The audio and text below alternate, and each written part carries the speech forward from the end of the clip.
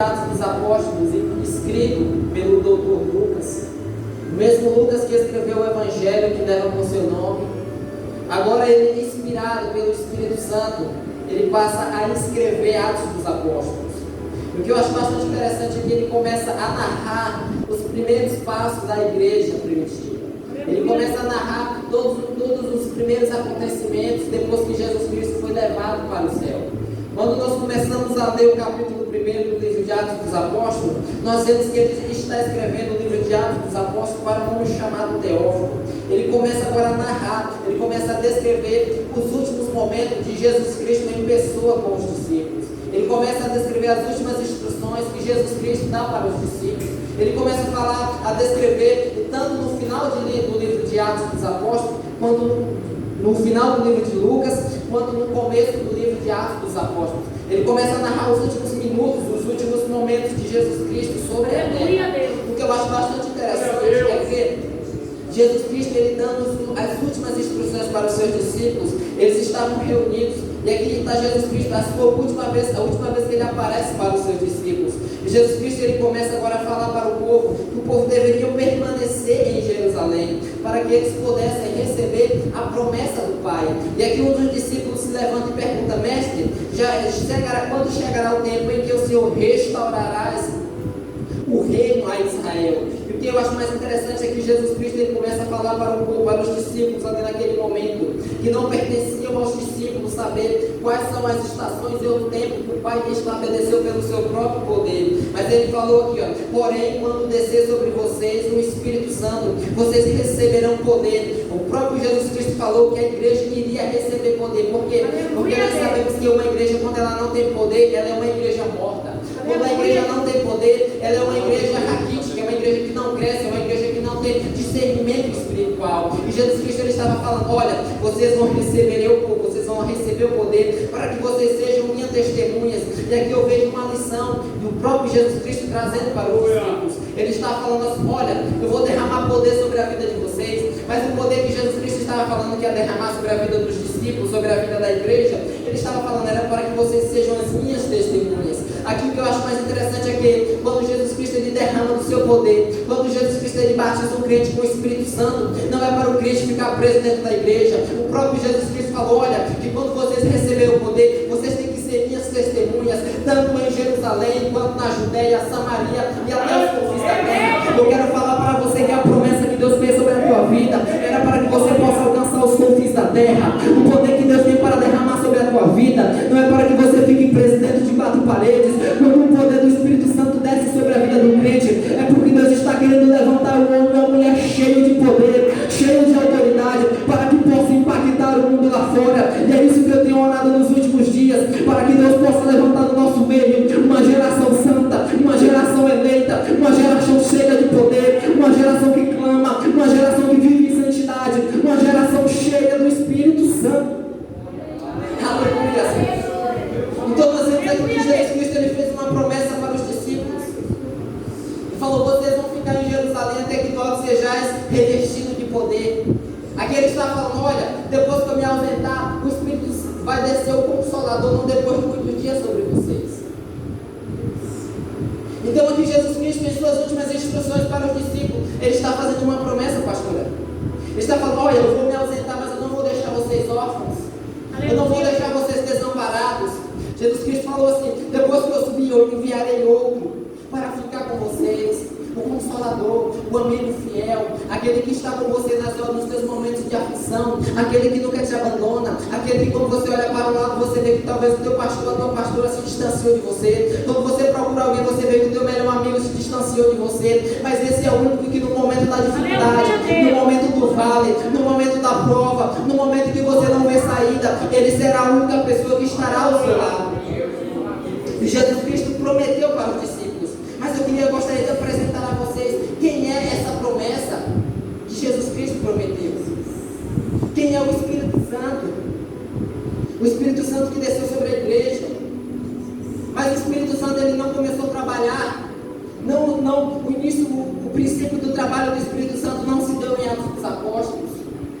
Quando nós começamos a estudar a Bíblia Sagrada acerca do Espírito, nós vemos no livro de Gênesis, no capítulo 1, Aleluia, Deus. a partir do versículo criou Deus os céus e a terra, no versículo 2 a palavra vai falar que a terra era vazia e sem forma, e o Espírito Santo pairava sobre a face da terra. Então nós vemos aqui o primeiro versículo, a primeira passagem bíblica, relatando sobre o Espírito Santo de Deus. Nós vemos que quando Deus criou tudo, tudo era tão perfeito. Deus, juntamente com Jesus Cristo, com o Espírito Santo, criou todas as coisas, criou o céu, criou a terra, criou os animais, tudo que existe hoje, Ele criou através do poder da sua palavra. E a palavra fala que o Espírito Santo já estava ali trabalhando sobre a face da terra. Imagina que quando a terra era vazia e sem forma, antes de Deus começar a liberar a sua palavra, quando eu começo a ler, eu começo a ver o Espírito Santo, ele estava pairando, o Espírito Santo estava trabalhando, mas estava trabalhando para quê, irmão James? O Espírito Santo estava trabalhando sobre a terra, para que a terra pudesse receber as palavras do próprio Deus, porque quando Deus ele resolveu continuar a dar procedimento à sua criação, o próprio Deus ele não desceu na terra para criar as árvores, para criar divisão entre as águas. A palavra fala que Deus ele liberou a palavra. E sabem por que a terra, quando ouviu a palavra de Deus, a terra obedeceu? É porque antes de Deus liberar a palavra, o Espírito Santo estava pairando. E aqui eu quero trazer algo para a tua vida, que se você quer saber se um crente ele tem realmente Deus em sua vida, é se ele obedece a palavra. O Espírito Santo pairava, trabalhava sobre a terra. E quando Deus liberou a sua palavra sobre a terra, quando Deus liberou a sua palavra de criação, tudo obedeceu, porque o Espírito Santo já pairava, o Espírito Santo já estava trabalhando, o Espírito Santo já estava agindo. Então nós vemos que depois que Deus cria tudo, a palavra fala que Deus cria o homem, Deus cria a mulher, e a palavra diz que eles estavam no paraíso, mas Deus ele deu uma ordem para que o homem não comesse daquela árvore. A palavra nos fala que Satanás ele veio e possuiu ali uma serpente. A palavra fala que Eva come do fruto proibido por Deus, e ela dá a Adão, e depois que Adão come, a palavra fala que os olhos de Adão eles se abrem, e Adão conseguiu perceber que eles estavam em luz. Por quê? Porque quando uma pessoa ela desobedece à ordem de Deus, até aquele presente momento, pastor Jair, o Espírito Santo estava dentro de Abraão e dentro de Eva. Sabe por quê? Porque quando Deus criou o homem, a história diz que Deus criou o homem em carne, e espírito e alma. Então Deus ele soprou nas narinas do homem ali. Quando eu estava sem saber estudando a palavra de Deus, quando Deus sopra nas narinas do homem, Deus estava ali criando um espaço para que o espírito dele pudesse habitar dentro do homem. Mas só que com a desobediência do homem, a palavra fala que quando nós pecamos, nós entristecemos o Espírito Santo, porque o Espírito Santo ele não pode morar em tempo sujo. Então Adão pecou, o Espírito Santo se distanciou de Adão, e Adão manteve os seus olhos abertos. Ele viu que estava no, então nós vemos o primeiro pecado entrando sobre a face da terra. E sabe o que eu acho mais interessante? É que o homem se distanciou de Deus, o homem escolheu pecar contra Deus, mas mesmo assim a palavra de Deus vai dizer que Deus amou o mundo de tal maneira, mesmo o homem pecando, Deus planejou um plano de salvação para a vida do homem. Mesmo o homem se distanciando de Deus, Deus ele resolveu dar um jeito para trazer o homem de volta para a sua presença. Então nós vemos que quando Adão ele é expulso do paraíso, a palavra fala que a humanidade, o Adão ele começa a ter filhos. Nós sabemos que ele teve Abel e Caim matou Abel. Então nós vemos o primeiro homicídio. A palavra fala que conforme a humanidade ia crescendo, conforme o povo ia habitando a terra, a iniquidade veio a se multiplicar. Agora o homem sem o Espírito Santo, ele entra em uma decadência espiritual. É por isso que quando nós saímos por essa rua afora, quando nós passamos nos bares, nós vemos bêbados sentados na mesa dos bares. Quando nós passamos em frente das casas de prostíbulo, nós vemos lá pessoas se prostituindo, pessoas vendendo seu corpo. Sabe o que é isso? É porque as pessoas têm uma necessidade do Espírito Santo, e quando a pessoa não tem o Espírito Santo, ela entra nessa decadência espiritual. Ela chega a fazer coisas que para os nossos olhos são degradantes. Isso é um homem sem o Espírito Santo de Deus. E a palavra nos fala no livro de Gênesis que o homem estava vivendo sem Deus, a iniquidade estava multiplicando, e Deus não estava nada contente com aquilo. A palavra de Deus fala que Deus ele arranca o seu espírito da face da terra, porque Deus não poderia permitir que o espírito dele, que é santo, habitasse no meio daquela iniquidade. E agora Deus ele vem com um plano para destruir toda a terra. E diz a Bíblia que Deus, por meio de Noé, Deus salva Noé e seus filhos, sua esposa e suas noras. E Deus agora ele começa um novo plano. Deus começa a reconstruir tudo novamente. Aleluia. A palavra fala que choveu, inundou, todo mundo morreu, e Noé construiu aquela arca. Depois eles saíram daquela arca e foram habitar a terra. E depois que eles foram habitar a terra, nós vemos que cada um dos filhos de Noé foi para cada um para o seu lado. E a palavra vai dizer que a raça humana está se multiplicando novamente. Aleluia, Deus. Estão procriando novamente. Mas Deus já tinha uma promessa de restaurar a comunhão para o mundo. Quando nós vemos no livro de Gênesis, Deus agora ele começa através da vida de um homem chamado Abraão. Deus chama Abraão, ele faz uma promessa. A palavra fala que Deus falou para Abraão que ele seria uma bênção e que ele teve uma descendência que seria incontável. Aleluia, Deus. O projeto, a primeira ação de Deus, para que Deus pudesse restaurar a sua comunhão, para que Deus pudesse devolver ao homem aquilo que o homem tinha perdido lá no jardim do Éden. Deus sempre quis conhecer o Espírito, Deus sempre quis morar, habitar junto com o homem, mas o homem quis se distanciar de Deus, e Deus está agora através de um plano da salvação. Deus está agora restaurando, restabelecendo. A palavra de Deus diz que Deus desce até a cidade de um dos caldeus e chama Abraão. Abraão, você vai ser pai de uma grande nação. Aleluia, Deus. E de Abraão nasce Isaac, Isaac nasce Jacó, de Jacó nasce os 12 patriarcas, e Deus escolhe uma nação. E Deus agora tem ali aproximadamente 70 pessoas. José, que era um dos filhos de Jacó, já tinha sido vendido, já estava no Egito. A história diz que ele já se torna governador depois que ele, por meio do Espírito Santo, por meio da revelação de Deus, ele interpretou o sonho de Faraó. Deus estava agindo no meio do povo. Agora todo o povo vai morar em Jerusalém, vai morar na terra do Egito. A palavra fala que depois que José morreu, levantou-se um novo Faraó, e ele começou a castigar, ele começou a escravizar o povo de Deus, mas Deus estava cuidando. Por quê? Porque quando as pessoas acham que estão maltratando você, Deus está te dando crescimento. Enquanto o povo estava sendo escravizado, Deus estava levantando a nação. Desceu aproximadamente 70 pessoas para a terra do Egito, mas 400 anos depois, 430 anos depois, quando Deus ele se levantou do seu trono, quando Deus resolveu marchar pela terra do Egito, saiu mais de 2 milhões de pessoas. Sabe por quê? Porque enquanto o rei estava achando que fosse escravizar, enquanto ele estava querendo dar fim àquela nação, enquanto ele estava querendo ter o total poder, Deus estava lá no céu abençoando. Eu estou trazendo uma palavra de Deus para a tua vida.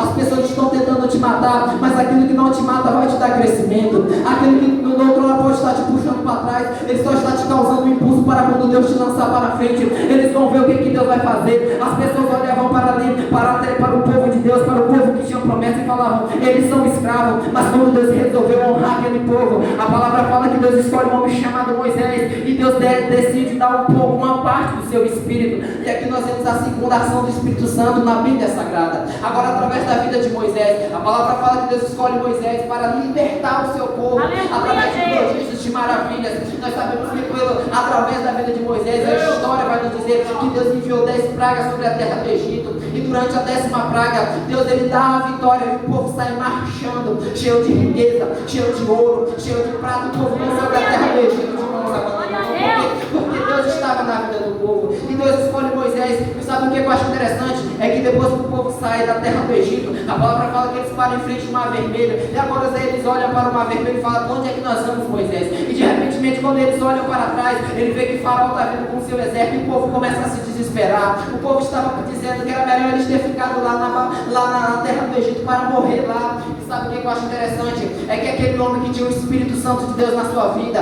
aquele homem que tinha uma porção do Espírito de Deus sobre a sua vida, ele vai conversar com Deus. Por quê? Porque a pessoa que é cheia do Espírito Santo, ela tem intimidade com Deus. Uma pessoa que é cheia do Espírito Santo, quando ela dobra os seus joelhos, Deus ele se levanta do seu trono. Quando a pessoa é cheia do Espírito Santo, ela tem intimidade com Deus. E Moisés era esse homem. A palavra fala que Moisés foi conversar com Deus, e Moisés falou: Moisés, por que vocês estão clamando? A ordem é para vocês marchar. E Moisés começou a marchar. A palavra fala que Moisés levanta o seu cajado, e de repente Deus começa a abrir aquele Mar Vermelho. Sabe o que é isso? É um homem, uma mulher de Deus que tem o Espírito Santo em sua vida. É um homem que é cheio de poder. É um homem, uma mulher que tem autoridade vinda da parte de Deus. E a palavra fala que o povo sai peregrino do deserto cerca de 40 anos, e Moisés ali liderando o povo. Mas depois que aquele Moisés, um homem que era cheio do Espírito Santo, um homem que tinha uma graça sobre a sua vida tão grande, um homem que teve a audácia de chegar para Deus e falou: Deus, eu já vi tudo que tu fez sobre a minha vida. Eu já vi o Mar Vermelho se abrir, eu vi o Senhor enviar as 10 pragas, eu vi o Senhor mandar o maná, eu já vi tantas coisas, mas isso não é suficiente para mim. Moisés teve a audácia de falar para Deus: eu quero ver a tua glória, eu quero ver a tua face. Porque Deus, talvez você já provou do poder de Deus sobre a tua vida, mas eu quero dizer para você que Deus ele tem muito mais para fazer em nossas vidas. Aquilo que você já provou até hoje na tua vida não é nem o princípio, não é nem o começo do que Deus tem reservado para a tua vida e para o teu ministério. E Moisés entendeu isso. A palavra fala que Moisés ele tinha a porção do Espírito Santo tão grande sobre a sua vida, que Deus mandou ele escolher cerca de 70 homens. E a palavra fala que o próprio Deus fala para Moisés: Moisés, do Espírito que está sobre você, eu vou tirar uma parte de você e vou repartir com eles. Então nós vemos que Deus arrancou daquele espírito que estava sobre Moisés e repartiu com aqueles 70 homens. E todos aqueles 70 homens foram cheios do Espírito Santo. Mas a palavra fala, pastor Jair, que foi por durante pouco tempo. Porque o Espírito Santo ele não era derramado sobre as pessoas naquela época como é nos dias de hoje. A palavra fala que quando Jesus morreu, ele rasgou o véu do templo. Hoje nós somos templo, nós somos habitação e morada do Espírito Santo de Deus. Mas naquela época era diferente.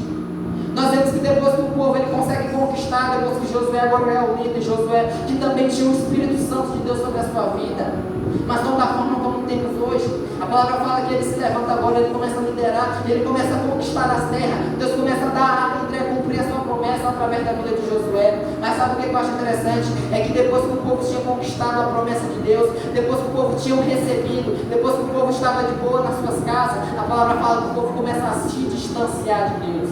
O povo começa a abandonar a Deus, o povo começa a largar a sua fé, o povo começa a se preocupar mais com a sua vida, o povo começa a se preocupar mais com seus bens, o povo começa a adorar outros deuses. E é nessa mesma época que Deus começa a levantar nações para oprimir o seu povo, para que o povo pudesse voltar para Deus. E sabe o que eu acho interessante? É que eu vejo que cada vez que se levantava uma nação para oprimir, depois que o povo começava a clamar a Deus, a palavra fala que Deus levantava um juiz sobre a terra, sobre a nação, para que Deus pudesse dar a vitória. Sabe o que eu acho interessante? É que quando nós entramos no livro de Juízes, nós vemos que cada juiz que Deus levantou, no momento da batalha, a palavra fala, e o Espírito Santo, o Espírito de Deus desceu sobre a vida de fulano, e assim Deus deu a vitória para o povo de Deus. Sabe por quê? Porque o povo não conseguia a vitória com seus próprios braços. O Espírito Santo tinha que descer de uma forma sobre a vida de um homem para que pudesse haver vitória.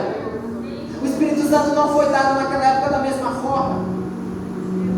É tanto que quando os profetas, certa vez Eliseu, quando estava ali no campo de batalha, quando o povo saiu para guerrear, e o povo ali faltou água ali naquele água para o exército, a palavra fala que chamaram Eliseu. E Eliseu falou assim: chame um músico para que ele possa tocar para mim. Aleluia. E depois que o músico começava a tocar, a adorar a Deus, a palavra fala que o Espírito Santo descia sobre ele. A palavra fala que quando Deus mandou Samuel ir lá na terra de Samar, lá na cidade de Belém, ungiu um certo jovem chamado Davi. Quando ele chegou lá, a palavra fala que depois que ele derramou azeite sobre a vida de Davi, a palavra fala que o Espírito Santo se apoderou de Davi. Mas sabe o que eu acho interessante, pastor Jair? É que quando Davi estava cheio do Espírito, ele matava urso. Quando Davi estava cheio do Espírito, ele matava leão. Quando Davi estava cheio do Espírito, ele matava Golias. Mas quando Davi estava sem o Espírito Santo de Deus, ele pecava com Batseba. Quando Davi ele estava sem o Espírito Santo de Deus, ele mostrava a sua fragilidade como homem. Quando Davi estava sem o Espírito Santo de Deus, ele mostrava na Bíblia Sagrada para trazer como exemplo para nós que nós passamos de carne. Que nós somos miseráveis, nós somos totalmente dependentes do Espírito Santo de Deus sobre a nossa vida. Então nós temos que o Espírito Santo de Deus, no Velho Testamento, ele não foi derramado como ele é derramado nos nossos dias. Nós vemos, por exemplo, alguns profetas, a palavra nos fala que quando o Espírito Santo desceu, resolveu descer sobre Joel, a palavra nos fala que ele começa a profetizar sobre aquela praga de gafanhotos. E depois ele começa, depois da profecia da praga, ele começa a chamar o povo ao arrependimento. É isso que nós devemos fazer nos nossos dias. É por isso que Deus permitiu com que as luzes faltassem para que nós possamos clamar, para que nós nos arrepender, para que nós possamos buscar verdadeiramente a face. E depois que ele chamou o povo ao arrependimento, ele se levanta agora cheio do Espírito Santo e começou a profetizar. É isso que eu derramarei do meu Espírito sobre toda a carne. Os vossos filhos anunciarão a minha mensagem, os velhos terão sonho, os jovens profetizarão. Sabe o que é isso? É o Espírito Santo de Deus sobre a vida de um homem. É um homem que está totalmente possuído pelo Espírito Santo. E eu começo a observar agora também o profeta Ageu, quando ele se levantou no meio do povo, quando as muralhas estavam destruídas, quando o templo tinha sido destruído por Nabucodonosor, ele se levantou agora cheio do Espírito Santo de Deus. Ele começa a profetizar: a glória da segunda casa será maior do que a da primeira. A glória que Deus vai derramar sobre a segunda casa será maior do que a primeira. Então nós vemos que o homem com o Espírito Santo, ele tem autoridade. O homem com o Espírito Santo, ele tem poder sobre a sua vida. Um homem cheio do Espírito Santo, ele é diferente. E é isso que eu tenho clamado para os nossos dias. É isso que eu tenho buscado de Deus. Foi isso que eu pedi para Deus nessa noite, que o Espírito Santo possa descer sobre as nossas vidas. Mas não de uma forma temporária, mas que ele venha descer sobre nossas vidas permanentes.